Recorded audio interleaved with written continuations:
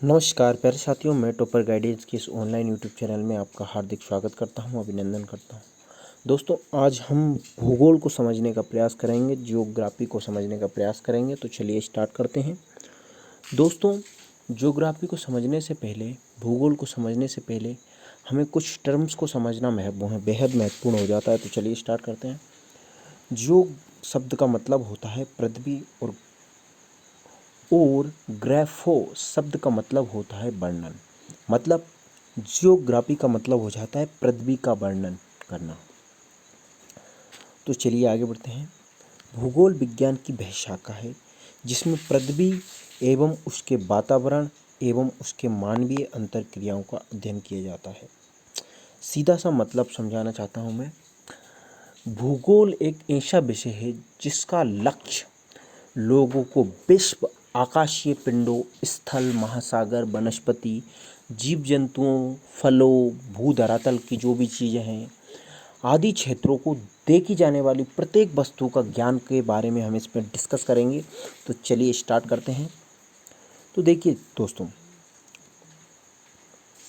भूगोल शब्द का जो उपयोग ग्रीक विद्वान इरेटोस्थनीज ने सबसे पहले किया था। एक ग्रीक वैज्ञानिक थे इरेटोस्थनीज। इन्होंने भूगोल शब्द का सबसे पहले प्रयोग किया था और इन्हीं ने सबसे पहले पृथ्वी की परिधि को मापा।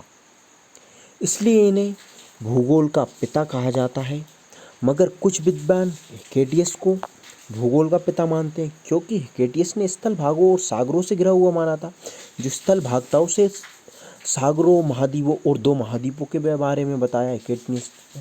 तो इसलिए हम हिकेटियस को भूगोल का जनक कहते हैं। तो ये दोनों चीज़ें हैं जो आपको याद रखनी है। दोस्तों, आधुनिक भूगोल के जनक अलेक्जेंडर बोन हम्बोल्ट को कहा जाता है।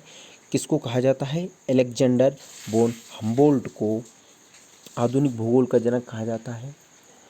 देखो, अगर हम ज्योग्राफी को पढ़ ही रहे हैं तो ज्योग्राफी के बारे में बहुत सारे वैज्ञानिकों ने अलग अलग कथन दिए। एक बहुत महान साइंटिस्ट हैं टोल्मी। उन्होंने कहा है, भूगोल पृथ्वी की झलक को स्वर्ग में दिखाने का प्रयास करता है। तो एक ऐसा बेहतरीन विषय है भूगोल जो किसी भी हमारे जो पृथ्वी की झलक को स्वर्ग में देखने का प्रयास करता है। ये कुछ बहुत बड़े बड़े कथन कहे गए हैं, जैसे कि एक हम्बोल्ट है, उन्होंने तो ये तक कहा है तो प्रकृति के अध्ययन को ही हम भूगोल कहते हैं। तो ये कुछ बहुत सारी बातें हैं। तो देखते हैं। टोल्मी ने सबसे पहले विश्व मानचित्र में भारत को दर्शाया। ये आपको याद रखना है कि जो विश्व मानचित्र है उसमें भारत को सबसे पहले किसने दर्शाया? तो टोल्मी ने। ये क्वेश्चन पूछा जाता है। एक क्वेश्चन पूछा जा सकता है कि एनेक्सीमेंडर ने सबसे पहले विश्व मानचित्र के निर्माता कहे जाते हैं। तो जो अभी वर्ल्ड मैप देखते हो आप, एक राजनीतिक पॉलिटिक मैप देखते हो, वो एनेक्सीमेंडर ने बनाया था। तो आर्यभट्टीय के लेखक आर्यभट्ट ने पहली बार बताया गया। जो आर्यभट्टीय एक पुस्तक है उसके लेखक हैं आर्यभट्ट, जिन्होंने शून्य की खोज की थी। उन्होंने सबसे पहले बताया कि पृथ्वी अपने अक्ष पर घूमती है। ये पृथ्वी है, तो ये पृथ्वी है जो अपने अक्ष पर घूमती है, ये आर्यभट्ट ने बताया। अपने अक्ष पर घूमती है, आर्यभट्ट ने बताया। सिद्धांत श्रोमणी है, वो एक महान साइंटिस्ट भास्कराचार्य के द्वारा लिखी गई, जिसमें गुरुत्वाकर्षण के बारे में बताया गया। ज्योग्राफी का जो एक बुक है वो किसने लिखी है? स्ट्रैबो ने लिखी है। इसमें क्या है कि भूगोल के विश्वकोश को समझाया गया है। द ज्योग्राफी एक टोल्मी द्वारा लिखी, जिनको मैंने बताया कि जिन्होंने भूगोल पृथ्वी की झलक को स्वर्ग में दिखाने का अभिमान एक विज्ञान है, इसके बारे में बताया। तो किताबुल हिंद किसने लिखी? अल-बरूनी ने। ये आप सभी जानते हैं। मानव भूगोल का पिता किसे कहा जाता है? तो कार्ल रिटल साहब को कहा जाता है मानव भूगोल के पिता। तो ये कोई महत्वपूर्ण प्रश्न है जो आपको याद रखने हैं। ये मैंने आपको ब्रीफ में ज्योग्राफी के बारे में समझाने का प्रयास किया। दोस्तों, वैसे तो हम भूगोल को दो शाखाओं में बांटते हैं। अब मैं आपको बता देता हूँ कि ये है भूगोल, तो इसको हम दो शाखाओं में बांटेंगे। पहली शाखा होगी भौतिक। भौतिक मतलब फिजिकल। एक होगी मानव। दोस्तों, हम भूगोल को दो भागों में बांटते हैं, भौतिक एवं मानव भूगोल। भौतिक भूगोल के अंतर्गत हम क्या पढ़ेंगे? समुद्र को पढ़ेंगे, पृथ्वी को पढ़ेंगे, वायुमंडल को पढ़ेंगे। और इनके अंदर जो भी चीज़ आती है उन सभी चीज़ों के विस्तृत अध्ययन करते हैं। और एक पढ़ते हैं मानव भूगोल। इसमें क्या पढ़ेंगे हम?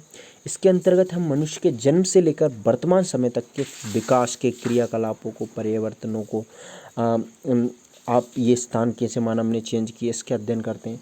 तो ये बहुत सारी चीज़ें हैं जो हम भूगोल के स्टार्ट करने से पहले पढ़ने का प्रयास करते हैं।